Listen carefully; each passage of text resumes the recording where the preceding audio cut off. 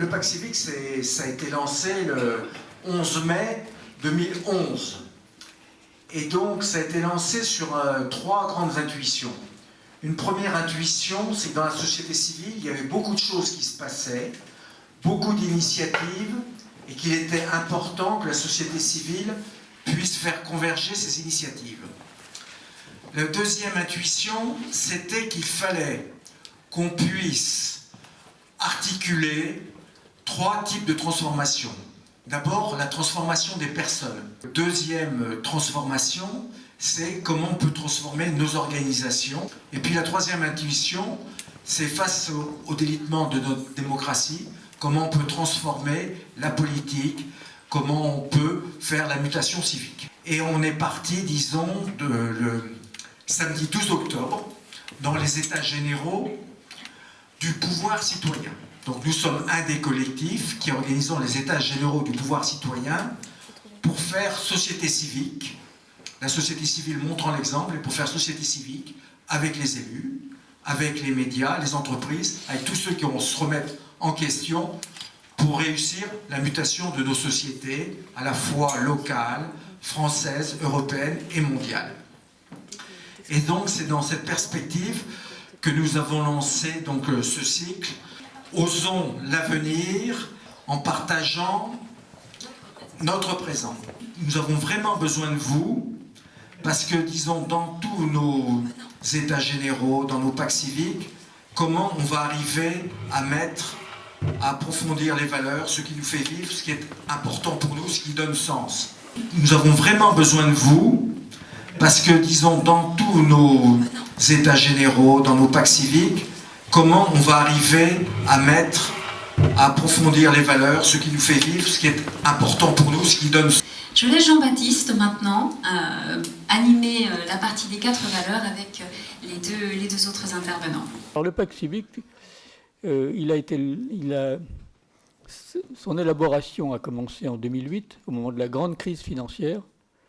Il a été lancé en 2011 et il continue sa route depuis quelque temps et cherche à se développer, à s'incarner et à influencer le cours des choses. Le diagnostic, il repose au fond sur 2 idées. La première, c'est que notre société française a des problèmes particuliers qu'elle traîne derrière elle depuis longtemps et qu'elle n'arrive pas à résoudre. Un mauvais rapport entre l'économique et le social. Il y a ceux qui sont dans l'économie pour développer l'économie, ceux qui sont dans le social et ils sont en tension. Un mauvais rapport entre l'individualisme et la solidarité, l'État-providence, à nous la liberté, à l'État la solidarité, mais ce n'est pas comme ça qu'on fait une société. La solidarité doit être incarnée dans la société. Une société civile créative, mais des créativités non reliées, dispersées, trop dispersées, plus dispersées qu'ailleurs. Et la résultante, c'est quand même un chômage d'exclusion qui dure depuis longtemps. Voilà. Donc il y a des problèmes franco-français. Et puis il y a un problème plus général qui traverse la plupart des sociétés développées aujourd'hui, qui est que nous sommes vraisemblablement au bord d'une grande mutation. Et cette mutation, c'est quoi? Comment la définir? Il y a plusieurs façons de faire, mais l'idée générale, c'est que l'économie, la croissance économique, le progrès technique, ne va pas suffire à alimenter la société, la démocratie, comme il l'a fait jusqu'ici. Au point d'ailleurs de mettre un peu la société à son service. Aujourd'hui, au fond, on attend beaucoup du développement économique et en même temps l'économie nous crée une certaine servitude. Or, l'économie marche moins bien et ses gains en termes de bien-être, de bonheur, sont plus limités. Donc nous sommes dans une situation délicate parce que nous avons une mutation à faire. Une mutation à faire qui est complexe parce que, au fond, une autre façon de dire les mêmes choses, c'est-à-dire que nous avons accumulé des dettes sur nos têtes. Nous avons la dette financière. Alors, elle est venue en partie des produits toxiques américains, mais nous avions nous-mêmes des dettes publiques déjà assez élevées. Et lorsqu'il a fallu soutenir la croissance, eh bien, la crise financière est devenue une crise des dettes souveraines. Donc il y a un problème de dette financière. Il y a un problème de dette sociale. le fait que 5 millions de personnes chez nous souffrent d'insuffisance de travail, sous une forme ou sous une autre. Et donc, nous avons une dette à l'égard de ces personnes. Puis, on pourrait aussi parler de la dette des déficits des régimes sociaux, des retraites dont on parle en ce moment, mais pas seulement. Et puis, nous avons une dette écologique qui pèse sur les générations futures. Donc, il faudrait résorber ces trois dettes. Il faudrait résorber ces trois dettes à un moment où la croissance économique est difficile à faire fonctionner, où elle n'a pas une vigueur suffisante pour qu'on puisse effacer ces trois dettes. Donc, nous allons être confrontés à des problèmes de redistribution beaucoup plus compliqués. Quand il y a un surplus de croissance, au fond, il s'agit, pour assurer la justice, de répartir le flux de richesses nouvelles. Quand il n'y a pas de richesse nouvelle, il faut prendre sur la richesse acquise. Or, autant on accepte de partager relativement facilement un surplus, autant quand il faut partager. Donc, voilà. Donc, nous avons ce problème-là, et ceci dans une société qui a légitimé les désirs. Aujourd'hui, tout le monde désire des tas de choses.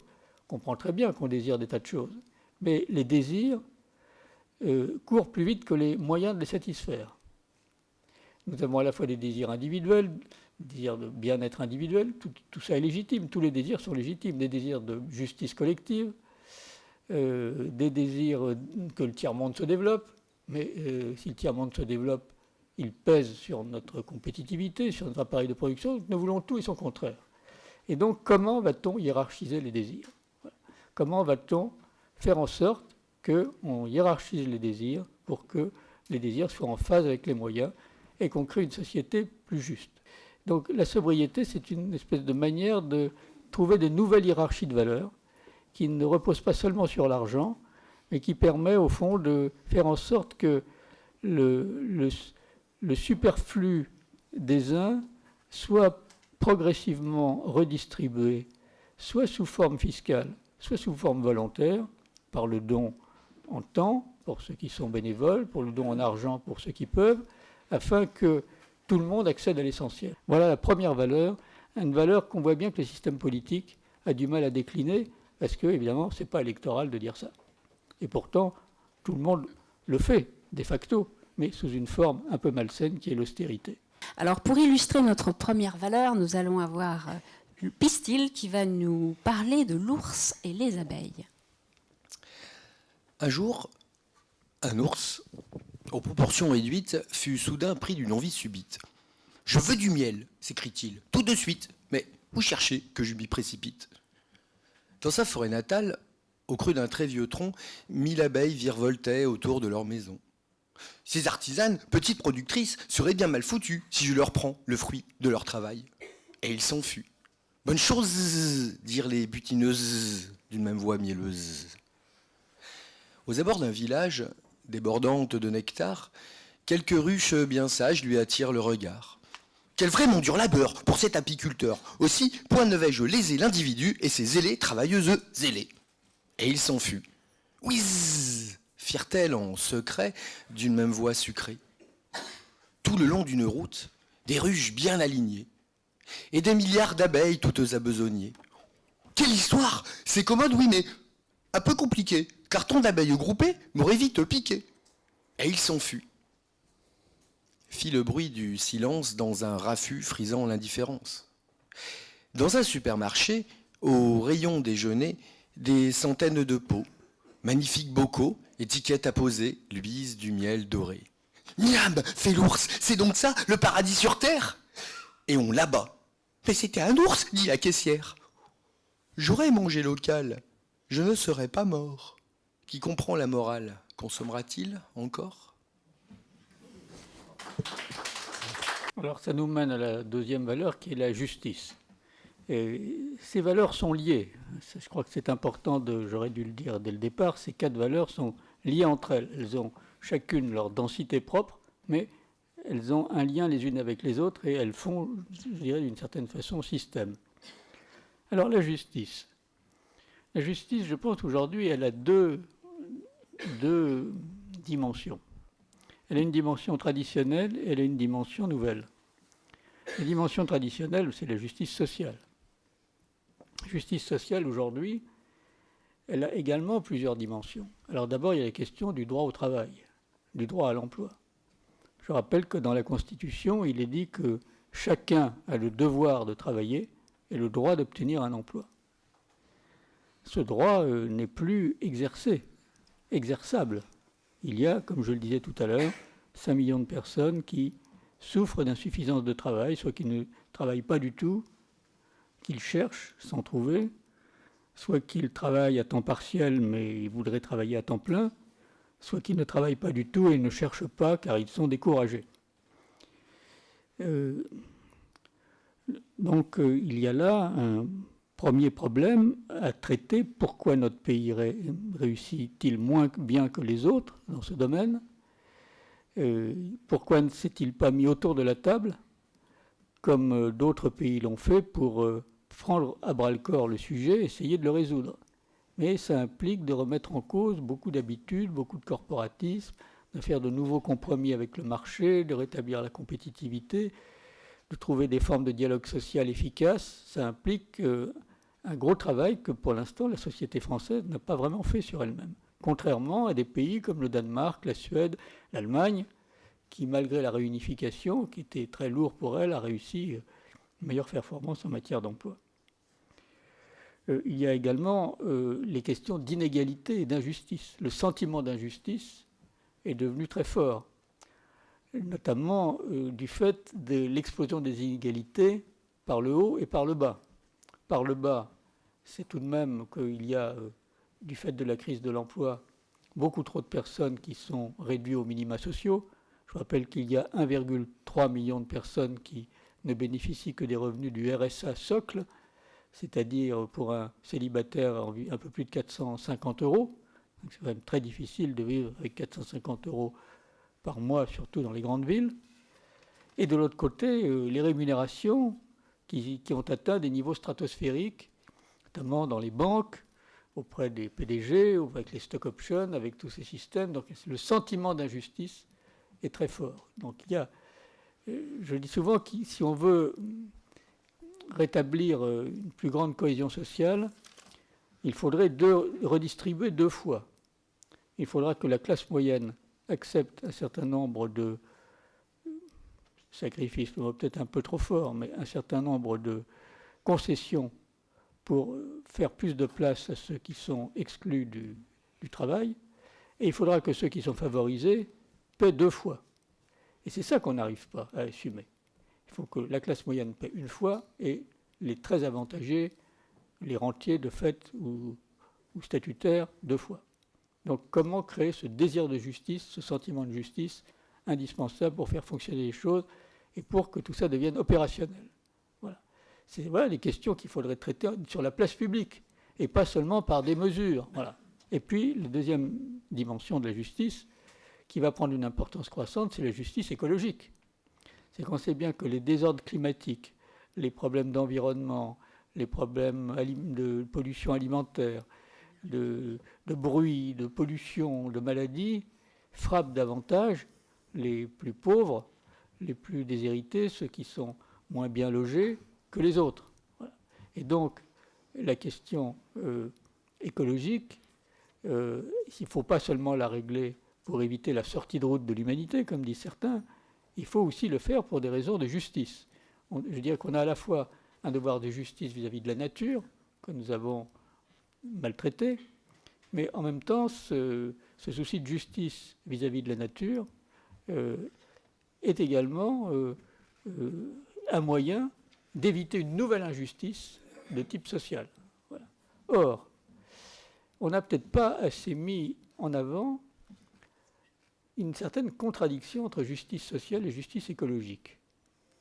Plus on va vouloir régler le problème écologique par des dépenses publiques, par des impôts, par des dépenses publiques, par des mécanismes de subvention ou de taxation, plus ces mécanismes vont venir en compétition avec les dépenses sociales, qui sont elles-mêmes un peu débordantes, qu'on a du mal pour lesquelles on a des problèmes de déficit. Plus au contraire les comportements changeront, que ce soit des comportements de solidarité des uns vis-à-vis des autres, ou des comportements de sobriété écologique, plus ces problèmes seront résolus. Donc l'État ne va pas pouvoir tout faire. Si chacun ne prend pas en main à sa mesure, chacun proportionnellement à ses capacités, ces questions de justice, eh bien nous aurons des conflits de plus en plus graves et nous risquons d'aller dans le mur.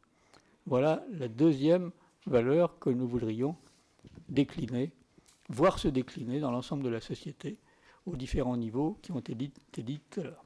Et j'ai oublié tout à l'heure de présenter Jean-Baptiste, tant je le connais, mais pour vous qui ne le connaissez peut-être pas forcément, ancien commissaire au plan, président de Démocratie et Spiritualité, un des deux fondateurs principaux, initiateurs avec Jean-Claude à ma gauche, et aujourd'hui encore très très impliqué au niveau social, au niveau de l'emploi, puisqu'il est administrateur de Pôle emploi. Donc c'est ce qui explique un petit peu... Oui, aussi fondateur de Nouvelle Solidarité face au chômage. Enfin, il a énormément de casquettes, c'est ce qui explique l'acuité et la pertinence de ses propos. Alors la fraternité, pourquoi ? D'abord parce que c'est une des valeurs de la République, elle est sur nos frontons, et c'est pas, je dirais, la plus déployée, la plus mise en valeur, parce que c'est vrai que on ne sait pas très bien comment la mettre en œuvre. On ne sait, est-ce que c'est quelque chose de sentimental? Est-ce que c'est du lien entre les personnes? Est-ce que ça se crée dans les moments de tension, de drame, de crise, à la guerre, dans les tranchées? Et pourtant, on aurait intérêt à travailler sur cette troisième pilier de la République qui était, je le rappelle, destiné à équilibrer le jeu complexe du rapport entre l'égalité et la liberté. La fraternité, c'était un peu ce qui permettait de faire l'équilibre. Trop d'égalité nuit à la liberté, trop de liberté joue contre l'égalité. La fraternité, c'est ce qui est censé permettre d'assurer un meilleur équilibre. Mais il y a des raisons supplémentaires pour aller dans cette direction. C'est qu'on voit bien que notre société fonctionne trop à l'automatisme et fonctionne trop aux dépens du lien social. On a beaucoup mis en place des automatismes qui sont censés faire notre bonheur malgré nous. Le marché, voilà. Le marché, la concurrence est censée faire en sorte que les plus productifs entraînent le mouvement en obligeant les moins productifs à s'aligner sur leur performance. Voilà. Toute la démocratie est souvent vécue comme une procédure qui suffirait à elle-même pour faire en sorte que le jeu complexe des intérêts des uns et des autres s'ajuste. Et il y aurait au fond rien d'autre à faire que de mettre en place quelques régulations où chacun, conduisant son propre intérêt, conduisant ses propres affaires, n'aurait pas trop à s'intéresser au corps social, la régulation, la main invisible du marché ou de la providence démocratique assurant l'équilibre général. Et vous voyez bien que si vous acceptez le diagnostic que j'ai porté au tout début, ceci ne peut pas fonctionner comme ça. Et d'ailleurs, on le voit bien aujourd'hui, tout un monde qui recherche l'efficacité à tout prix, que ce soit dans les entreprises, où quand même les actionnaires ont quand même essayé de mettre à leur service les managers pour développer des profits importants, pour augmenter le taux de rentabilité, lesquels managers développent toute une série de méthodes de management qui consistent à envoyer des objectifs et des sous-objectifs avec du reporting, et chacun, au fond, est amené à regarder comment il va réussir à réaliser la performance qu'on lui demande sans plus trop s'intéresser au reste. Voilà. Donc on a ce problème-là. On l'a également dans l'administration, où au fond le sens de l'intérêt général est un peu en train de se perdre derrière des conflits de pouvoir. Les services publics tendent à être gérés un peu comme ça aussi. Donc on a une espèce de managérialisme un peu sec, un peu froid, un peu inhumain, qui fait que beaucoup de gens sont malheureux dans leur travail. Ils sont pris en contradiction entre ce qu'on leur demande de faire, ils sont obligés de faire, et puis ce qu'ils voudraient faire, leur intimité propre, leur souci de faire les choses pour de l'idéal. Voilà. Il y a une espèce d'artificialisation de la société qui s'est créée. Donc il faut retrouver le sens du sensible. Et puis, sur le plan de la question sociale proprement dite, on voit bien que toutes les questions difficiles de chômage, je n'y reviens pas, mais aussi de vieillissement, de handicap, de mal-être, de problèmes psychologiques, ne peuvent pas se traiter uniquement par du travail social ou par de la technique. Il y a besoin de lien social, retrouver le sens du lien social, prendre soin les uns des autres. Il y a tout un débat sur le soin. Prendre soin les uns des autres. Et donc, voilà, on ne peut plus se contenter de l'État et du marché pour résoudre nos problèmes. On a besoin de se réapproprier la société pour la faire fonctionner, pour retrouver le sens du sensible, du poétique, du rapport à l'autre, du souci de l'autre, et de comprendre que pour se développer soi-même, au fond, on a besoin des autres. Mais pour que tout ça marche, il faut quand même qu'il y ait un peu d'air. Voilà. La sobriété doit être heureuse, et pour être juste, il faut qu'elle soit créative. Et donc, je vais demander à Jean Carré de développer plus particulièrement ce point-là. Effectivement, la créativité, c'est pas l'invention, l'innovation, qui demande souvent des capacités, des moyens spécifiques. Hein. Donc la créativité, c'est pas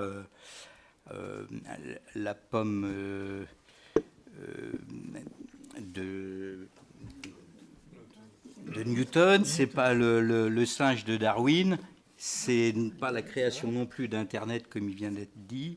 C'est quelque chose de beaucoup plus pratique, courant, qui s'adresse à tous, à vous comme à moi. C'est effectivement la cheville ouvrière des valeurs qui ont été indiquées par Jean-Baptiste du pacte civique, que sont la sobriété, la justice et la fraternité. C'est leur possible, c'est l'application de ceci. Le deuxième point, c'est que effectivement, la créativité, intuitivement, on peut le rapprocher du travail. Et c'est intéressant de rappeler que le travail, profondément, c'est ce qui permet la vie. Le but du travail, c'est vraiment de permettre la vie. Et d'ailleurs, il y a des images, même des paroles qui sont souvent intéressantes à souligner. Lorsqu'une femme est sur le point d'accoucher, on dit qu'elle rentre en salle de travail et que le travail est commencé. Ce qui veut dire aussi que, donner la vie, permettre la vie, c'est pas toujours facile, hein, puisque le travail est aussi était à l'origine synonyme de torture, et donc c'est pas simple. Mais c'est possible pour nous tous, et ça s'adresse à nous tous. Il nous faut, pour être créatifs, faire du neuf dans nos manières d'être, de vivre ensemble, donc de permettre la vie ensemble. Pour une finalité qui est la seule qui vaille, qui a été grandement rapportée tout le long des propos de Jean-Baptiste, la seule finalité qui vaille, c'est d'être heureux. Et donc permettre à chacun de vivre dignement, donc concrètement, d'avoir un toit, un emploi ou des ressources, d'avoir la possibilité d'une libre expression, d'une identité reconnue et de liens sociaux. Et donc à ce titre, la créativité s'adresse à tous, c'est-à-dire aussi bien aux entreprises qu'aux institutions ou associations, aux familles et aux individus. Le vivre ensemble, c'est aussi vivre ensemble heureux en famille.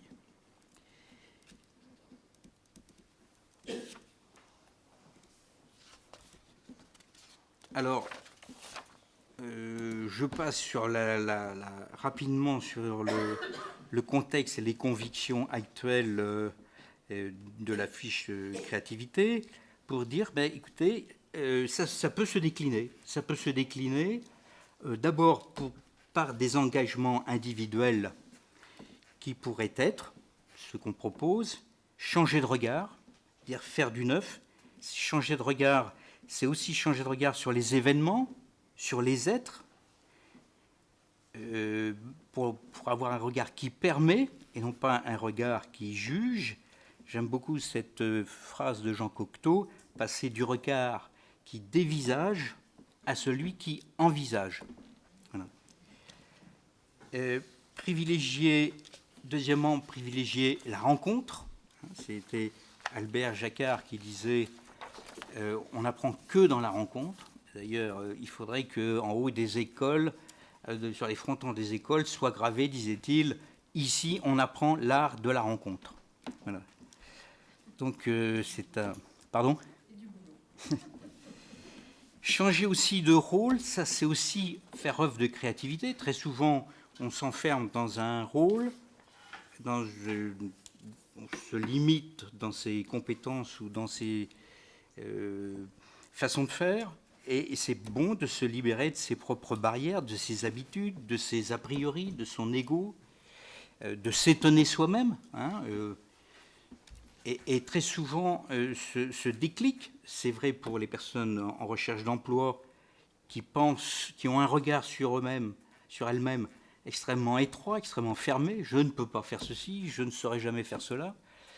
Eh bien, ce regard qui envisage, plutôt que de dévisager, c'est aussi vis-à-vis de soi-même. On peut s'étonner et se dire, mais si, je peux aussi avoir telle ou telle action par rapport, encore une fois, au vivre ensemble. Choisir son ambition, c'est aussi une des démarches que nous pouvons essayer d'envisager. Être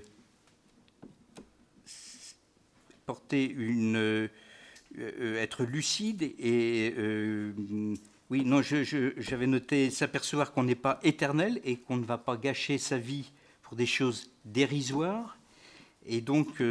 être un petit peu plus lucide sur tout ce qui concerne ses ambitions un peu postiches, que sont la richesse, le pouvoir, l'argent.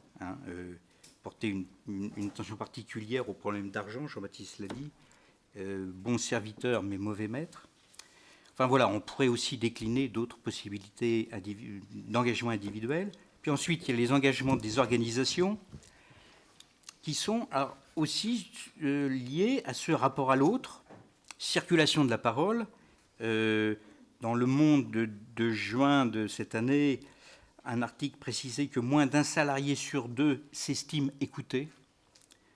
Et comment demander à quelqu'un de s'impliquer, d'être performant, d'être innovant, disponible, s'il a l'impression de ne jamais être écouté ?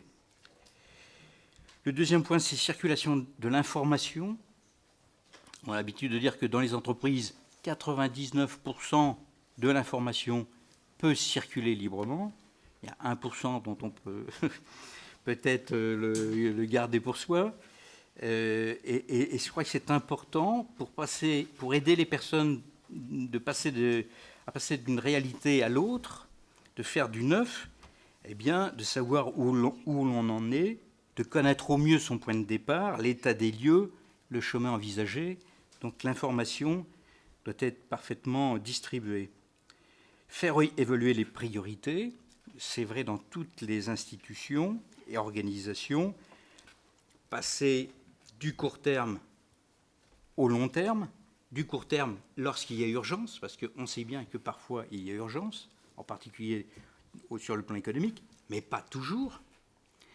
Et donc, ne pas oublier le long terme, voir loin, investir, s'ouvrir, former les autres, innover, avec un souci de rentabilité raisonnable qui permet la pérennité de l'organisation. Favoriser la différence, les valeurs d'altérité, de diversité, de solidarité sont pas simplement des valeurs morales, mais c'est aussi des valeurs utiles, des valeurs humaines utiles économiquement. L'altérité, c'est synonyme de complémentarité. Une équipe de clones, elle ne va pas bien loin, elle n'est pas très créative. La diversité est toujours porteuse d'innovation et de créativité. Et la solidarité, surtout dans les équipes, quelles qu'elles soient d'ailleurs, c'est elle qui génère l'esprit d'appartenance, l'équipe, l'implication. Donner le goût de la réussite collective. Bon, je passe parce qu'après je vais être trop long. Reconnaître l'engagement. Je crois que c'est important que toutes les organisations reconnaissent l'engagement de leurs adhérents, que ce soit les associations, que ce soit les entreprises. Elles travaillent dans une structure, mais à côté, elles font d'autres choses, politiques, associatives, caritatives, peu importe, reconnaissent l'engagement de leurs adhérents, que ce soit les associations, que ce soit les entreprises. Elles travaillent dans une structure, mais à côté, elles font d'autres choses, politiques, associatives, caritatives, peu importe. Et c'est important d'avoir pas un regard fermé sur cette personne qui est comptable, mais qui, à côté de ça, peut avoir un engagement extraordinaire dans une association. Et puis, ouvrir les portes des organisations. Je crois que ça, c'est très important. Ouvrir les portes des entreprises.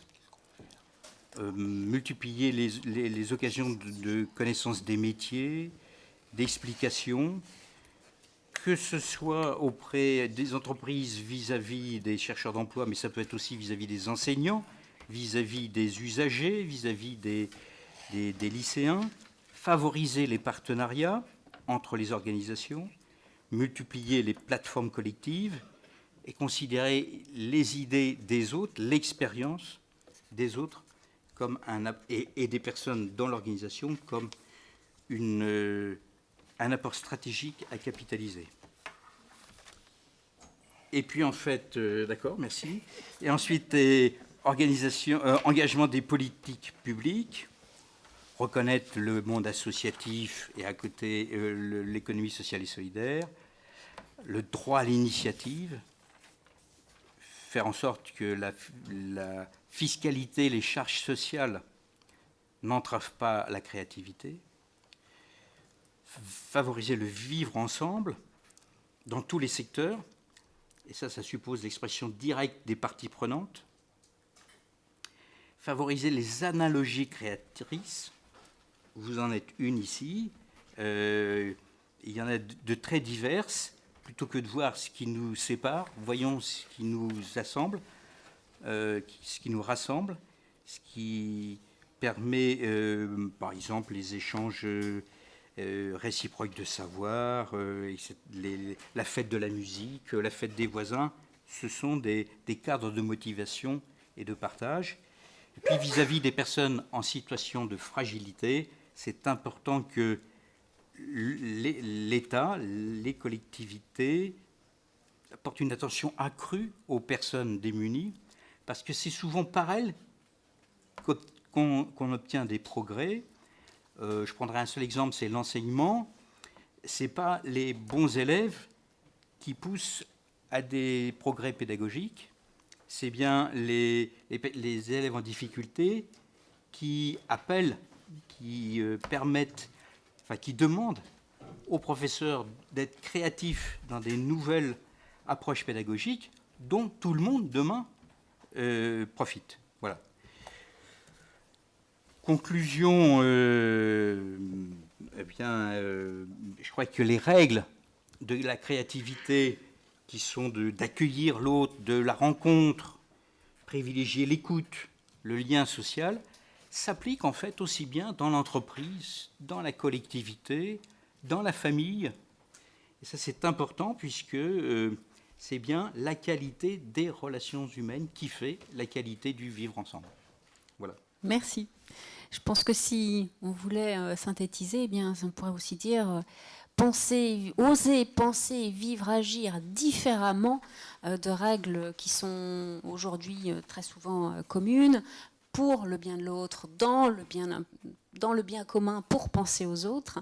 Et même si on se fait targuer d'utopiste, en dehors des réalités et autres, il y a toujours une possibilité de penser différemment en dehors des champs habituels. Alors justement, c'est ce que Pistil va nous illustrer avec la fable du colibri que vous devez très potentiellement connaître grâce à Pierre Rabhi qui l'a très souvent démocratisé et fait connaître.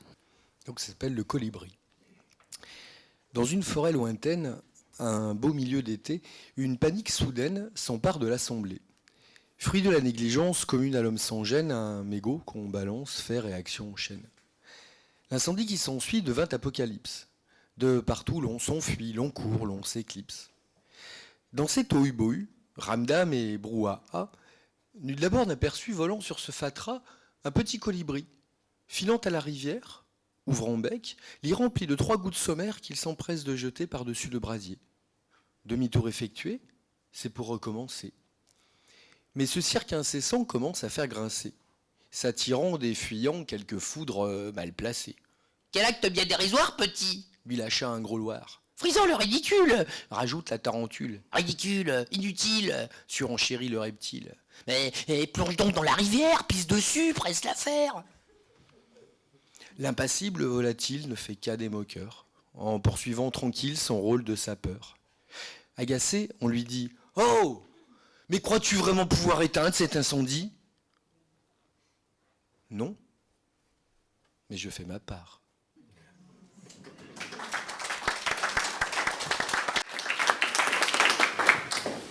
Très bien, je ne sais pas si Pierre Rabhi connaît ce poème ou s'il a été inventé pour la circonstance, mais Pierre Rabhi, le mouvement des colibris fait partie bien sûr du pacte civique. Voilà. Alors voilà, nous sommes au fond arrivés à l'idée d'une créativité démocratique. Voilà, c'est ça qui est au fond et la capacité à parler ensemble pour mieux vivre ensemble. C'est ça qui est derrière tout ceci. Et voilà, donc on a pensé que ça serait très intéressant d'avoir la réaction de quelqu'un qui a étudié la philosophie politique, qui vient d'écrire un livre sur rigueur politique, et qui nous a, quand on lui a donné à lire le pacte civique, nous a fait des réactions très utiles. Donc on lui donne 10 minutes pour faire une réflexion libre sur le sujet. Voilà. Merci beaucoup et merci d'abord pour l'invitation. Bonsoir à tous. Et ensuite, nous échangeons avec la salle. Pardon ? Pierre-Olivier Monteuil, pardon. Effectivement, quand j'ai pris connaissance, grâce à Jean-Baptiste de Foucault, de l'ensemble de la littérature, si j'ose dire, que vous avez déjà publié dans le cadre du pacte civique, ça m'a paru non seulement très intéressant, mais je me suis senti étonnamment proche et tellement d'accord. Si bien que, voilà pourquoi je suis ici ce soir, mais en même temps, il y avait une difficulté paradoxale à faire des commentaires.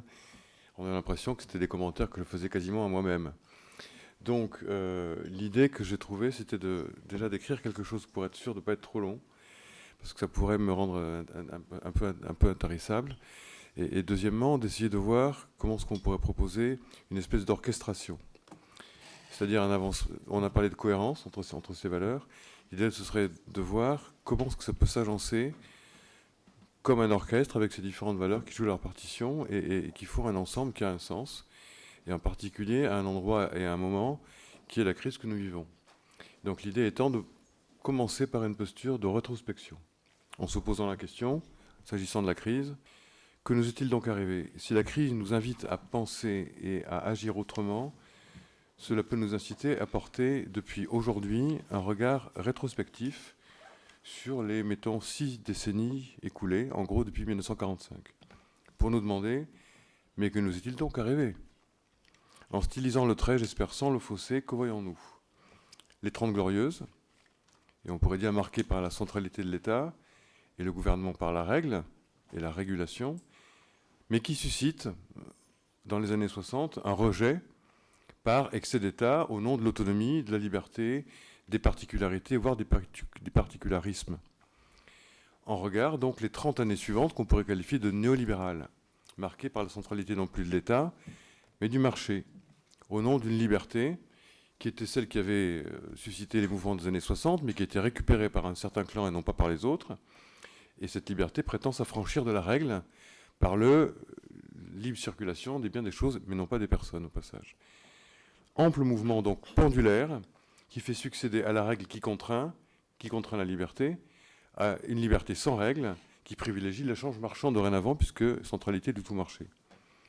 Ce mouvement se poursuit d'ailleurs aujourd'hui sous l'effet de la complicité secrète qui unit le tout marché d'un côté et le populisme de l'autre. Le tout marché où tout s'échange suscite la surenchère dans ce qui ne s'échange pas, à savoir les revendications identitaires. Il n'y a pas de marché des identités pour l'instant. L'ouverture de l'échange provoque donc la fermeture des frontières, et réciproquement, et donc le pendule ne cesse d'osciller d'un extrême à l'autre. Conséquences pratiques qu'on peut en tirer, penser et agir autrement supposerait de sortir de cette logique binaire. Il s'agirait alors de concevoir à la fois la liberté et la règle, c'est-à-dire la possibilité pour les humains d'évoluer dans un horizon de sens qui s'inscrivent à la fois dans le registre de ce qui est général, la règle est générale et impersonnelle, c'est la définition de la norme juridique, donc à la fois dans le registre de ce qui est général et de ce qui est particulier, c'est-à-dire qui consisterait à penser le vivre ensemble comme un mixte d'unité et de pluralité. Si l'on prolonge ce regard rétrospectif, nous trouvons ce que nous avons toujours su, en réalité, mais que nous ne cessons d'oublier, à savoir que chaque être humain est à la fois semblable à aucun autre et semblable à tous les autres, unique et comme les autres. Cette visée sur l'humain nous situe dans un registre dans lequel des réalités que l'on tient habituellement pour contraires sont dès lors simultanément possibles. Il n'y a pas à choisir ou bien être ou bien ne pas être, car les deux ne s'excluent pas. Il peut y avoir simultanément du singulier et de l'universel. Ce registre dans lequel être et ne pas être coexistent s'appelle l'imagination, où nous arrivons dans les parages de la créativité. L'imagination est ce pourquoi je souscris effectivement à cette importance donnée à la créativité dont on vient de parler, qui est la condition de la créativité, c'est l'imagination. Précision.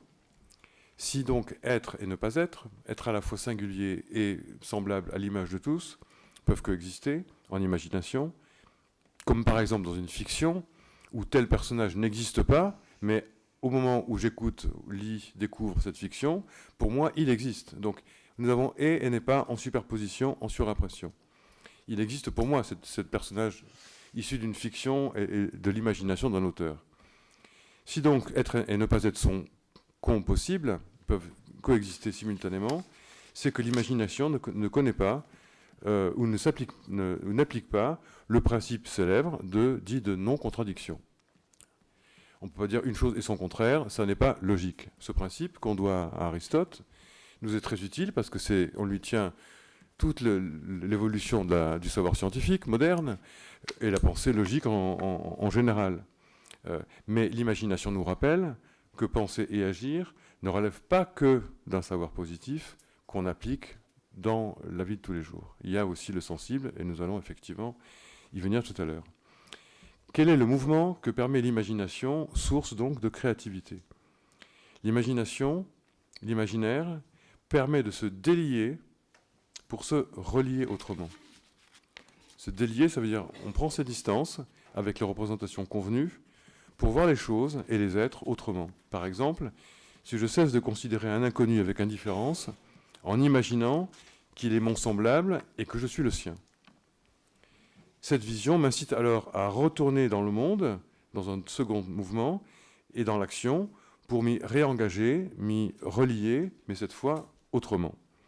Le lien est ainsi établi avec la troisième valeur évoquée tout à l'heure, la fraternité.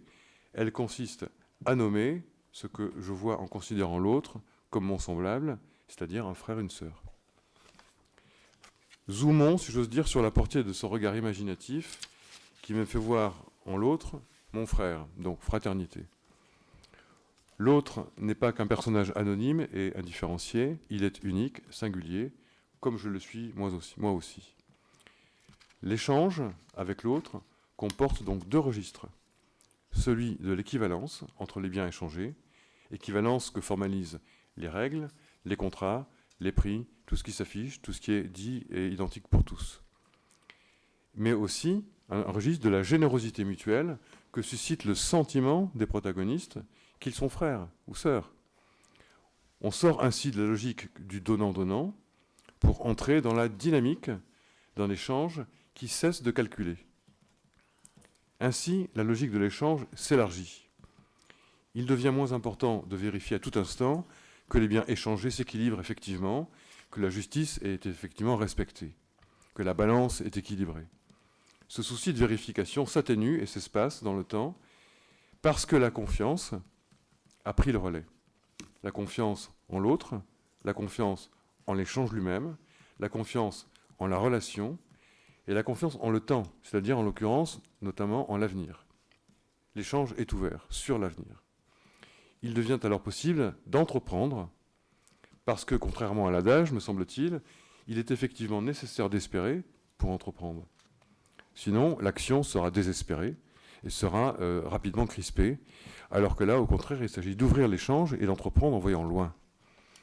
Se déploie alors une liberté dont il a été question et qui est en lien direct avec cette créativité. Mais la liberté ne s'affirme pas pour elle-même, elle se nourrit de cette dynamique dont on vient de parler, de la confiance en l'autre, et c'est l'autre qui me donne confiance.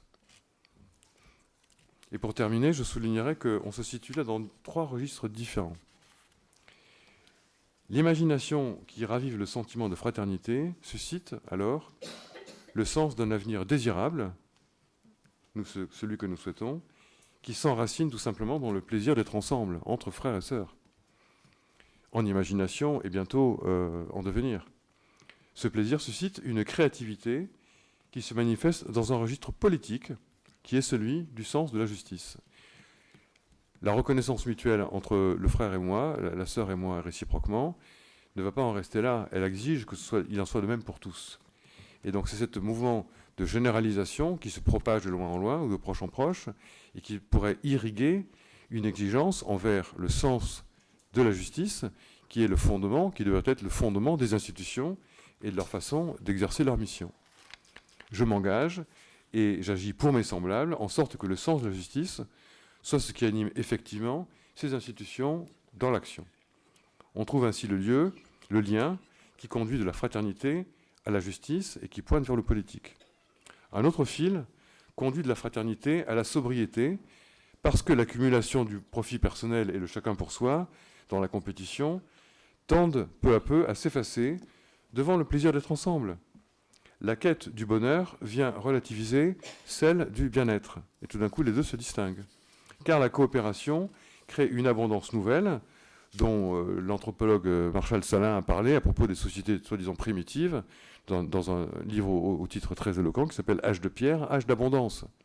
Et justement, c'est un milieu, une culture dans laquelle accumuler est considéré comme un signe de manque d'effroyable manque de confiance en soi. Et donc c'est absolument vilipendé et la société s'en défend. Inversement, échanger, ne pas stocker, faire confiance en l'avenir et, au contraire, ce qui est valorisé.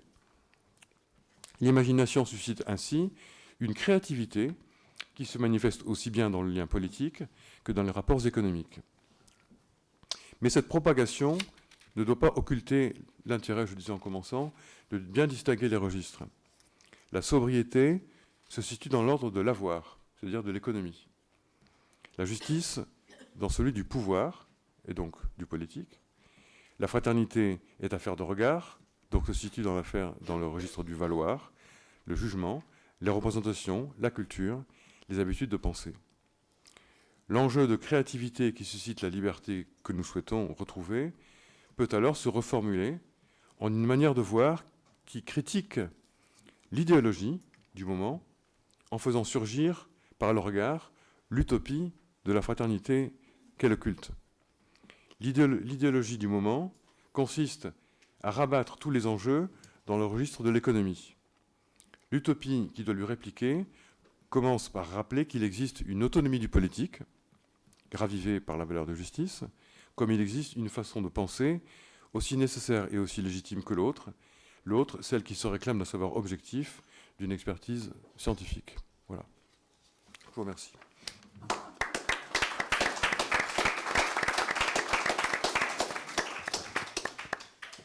J'espère que ça vous a nourri. Avant la pause, ça a dû déjà vous nourrir.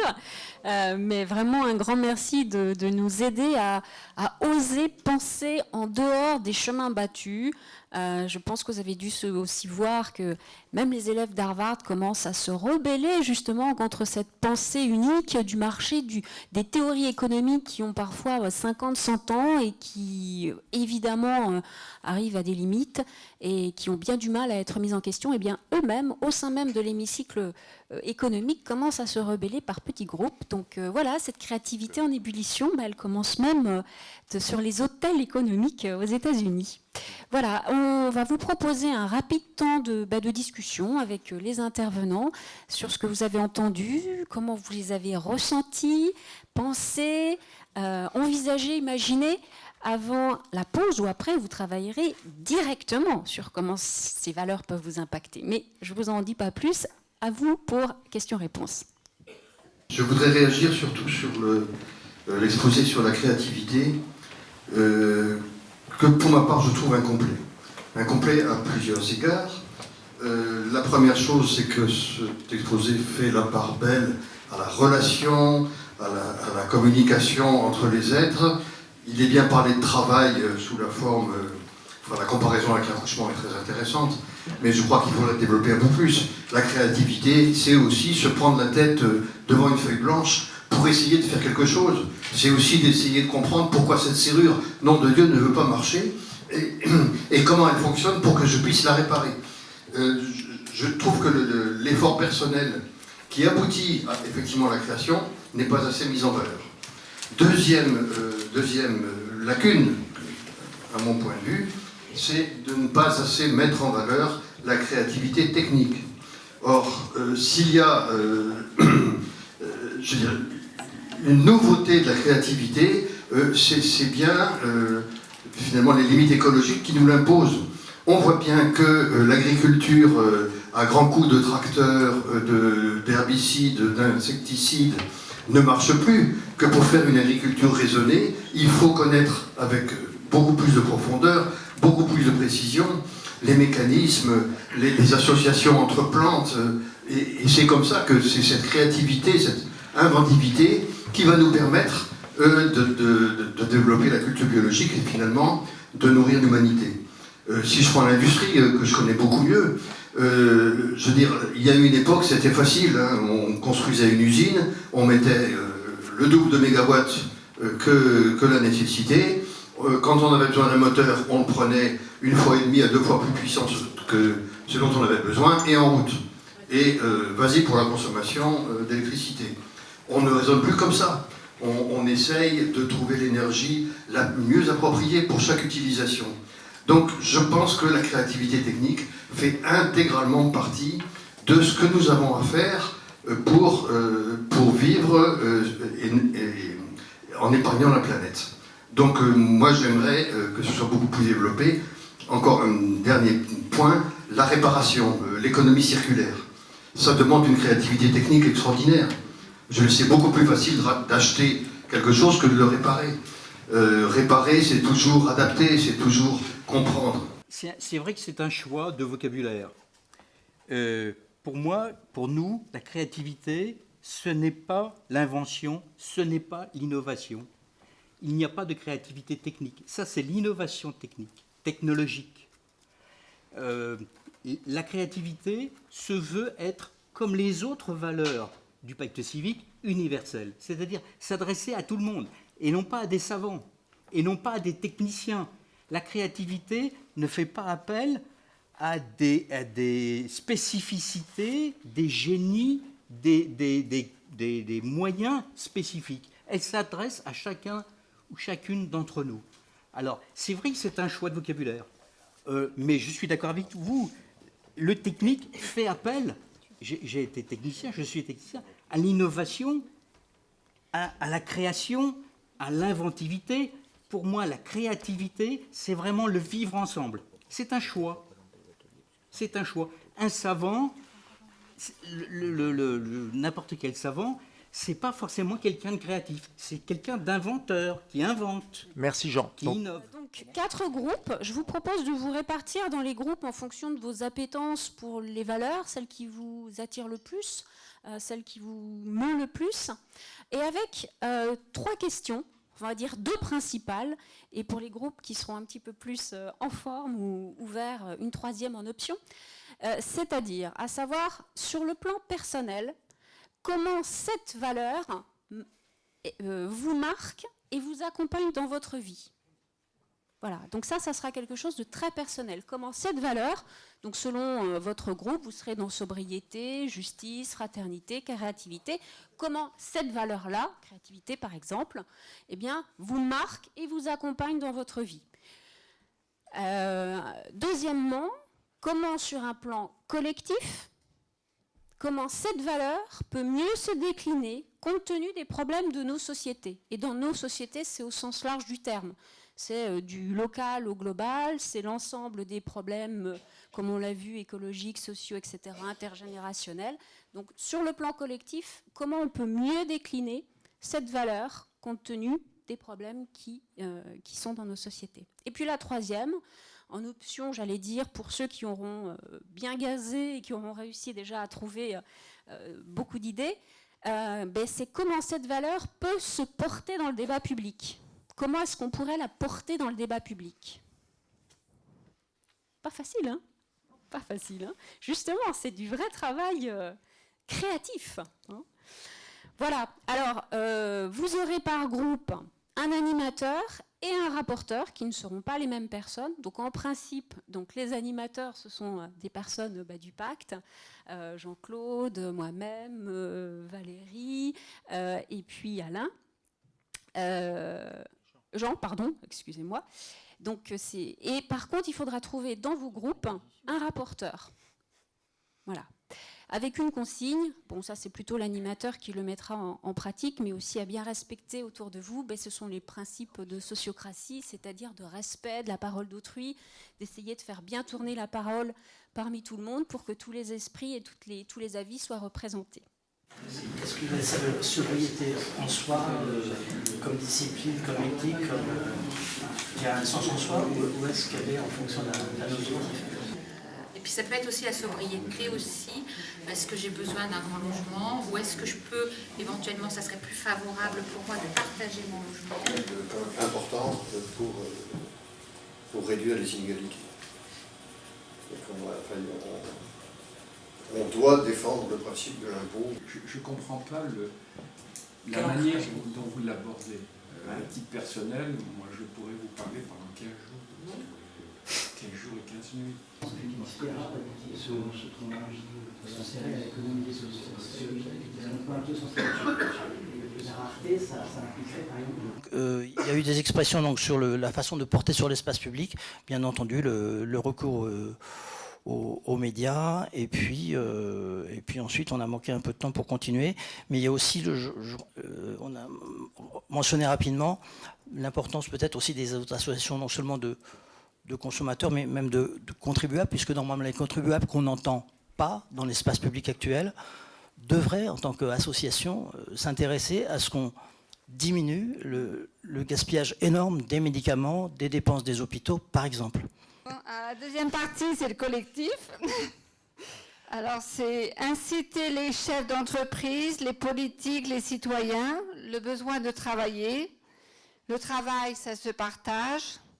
L'école, point de vue compétition, évaluation, champ de développement, la capacité de prendre son temps. Et la dernière question, on n'a pas le temps de la faire. Merci beaucoup. Et la question s'est posée, où se trouve la justice? Alors, la justice, ça nécessite l'action, ça nécessite l'engagement personnel face à des situations qui sont révoltantes, qu'il s'agisse, comme on l'a dit tout à l'heure, des sans-abri, d'inégalités sociales qui vont croissant, et notamment en France. Et alors, que faire sur le plan, effectivement, sociétal? Alors, réagir, mais pas seul.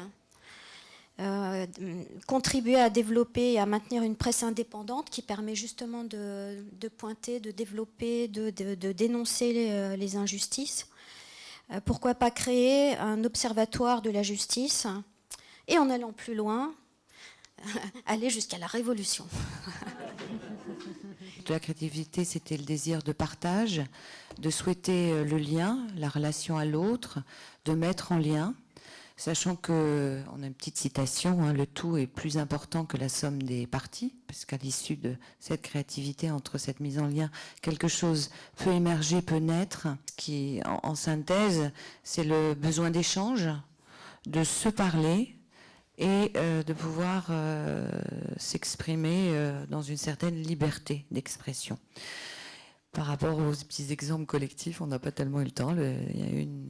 On a fait la différence entre deux entreprises qui, l'une fonctionnait, l'autre ne fonctionnait pas, et c'était sans doute comment la vie pouvait circuler à travers effectivement l'échange de paroles et d'expressions. Et puis on a parlé de la fête des voisins. Voilà. Merci beaucoup. Donc je vais laisser la parole peut-être à Jean-Baptiste pour essayer de conclure. La créativité, bon, tout le problème de la créativité, c'est que nous déployons tous une certaine créativité, nécessairement. Mais il faudrait bien regarder, au fond, les créativités qu'on ne déploie pas et qu'on pourrait peut-être déployer. C'est plutôt peut-être moins regarder ce qu'on fait de créatif que ce qu'on devrait faire et qu'on ne fait pas. Notamment, je pense à toutes les situations de résignation, où on voit bien que quelque chose ne va pas, ou quelque chose est choquant, mais on se dit on n'y peut rien, c'est fatal, c'est décourageant, on a essayé mais ça ne marche pas. Et là, je pense que c'est plutôt ça qu'il faut regarder, parce qu'on est dans des sociétés plutôt créatives, mais est-ce qu'on est créatif là où il faut? Ça, c'est une vraie question. Et la créativité implique l'inspiration, voilà, face au mal radical, voilà, parce que la créativité, elle est confrontée à la question du mal. Elle est peut-être trop orientée vers la création des biens, alors que son problème, c'est d'être confrontée à la question du mal radical qui nous frappe tous plus ou moins d'une manière ou d'une autre, à un moment ou à un autre, et donc comment trouver l'attitude créative face au mal, quoi. Comment surmonter l'épreuve, voilà. Il faut aussi regarder cet aspect-là. On pourrait peut-être ajouter ça dans la fiche, d'ailleurs. Tiens, voilà. Alors, sur la justice, donc la créativité, c'est quand même ce qui ouvre à la déclinaison des autres valeurs. Sur la justice, ce qui est important, c'est quand même de parler peut-être un peu plus que je ne l'ai fait tout à l'heure du manque, c'est-à-dire les situations d'injustice. Il ne faut pas que l'idée de sobriété aboutisse à légitimer les situations d'injustice.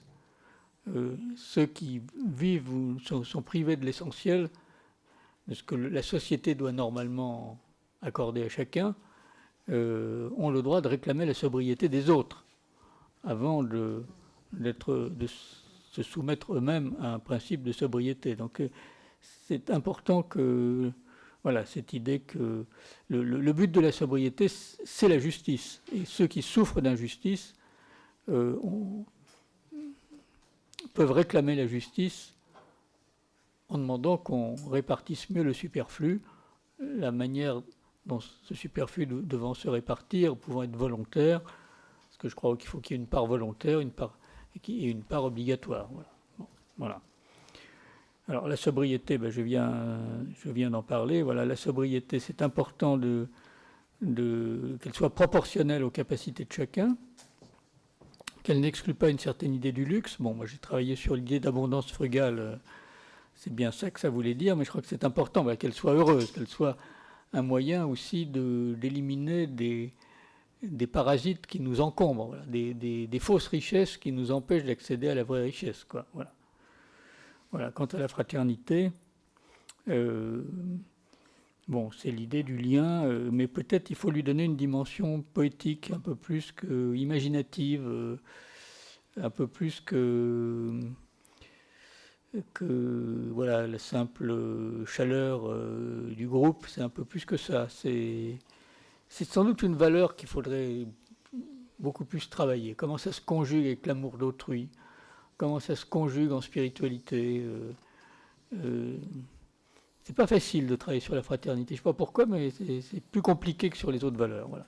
Dans notre idée, on est tous porteurs de ces 4 valeurs à la fois. Et on plaide beaucoup au pacte civique sur l'idée que ces 4 valeurs, il faut les décliner dans nos vies personnelles, dans les organisations où on exerce nos activités. Ça, c'est très intéressant comme filtre, de se demander si son entreprise, son administration, son syndicat, il est créatif, il est sobre, il est juste, il est fraternel. L'aventure, c'est faites des petits bilans, ça va être marrant quand même, hein. On va voir des choses. Hein. Il y a du boulot. Il y a du boulot, voilà. Voilà. Donc voilà, c'est important. Et puis la dimension politique, on a un peu basculé sur des thèmes. Là, l'idée de qualité démocratique est quand même essentielle. Voilà. Comment on apprend à se parler pour décider ensemble. Voilà. Face aux problèmes difficiles que nous rencontrons, comment nous organiser pour traiter les problèmes ensemble, en construisant, comme dirait Vivray, qui parlera à la fin du cycle des accords et désaccords. Voilà, je crois que c'est ça le vrai sujet. En dernière analyse, je pense que pourquoi notre pays n'arrive pas à résoudre le problème du chômage, parce que il ne s'est jamais mis autour de la table pour dire on va y arriver, on peut y arriver, on est prêt à faire les efforts, voire les sacrifices qu'il faut faire pour y arriver. Il faut être conséquent, les problèmes de cohérence. Voilà. Alors, pour rayonner, on va essayer de continuer à rayonner le 20 novembre. Et le prochain thème sera sur la qualité démocratique, où on vous parlera de l'Observatoire citoyen de la qualité démocratique, de l'éthique du débat, de la démocratie participative et de beaucoup de travaux qu'on conduit au pacte civique. Merci. Merci La beaucoup. démocratie, c'est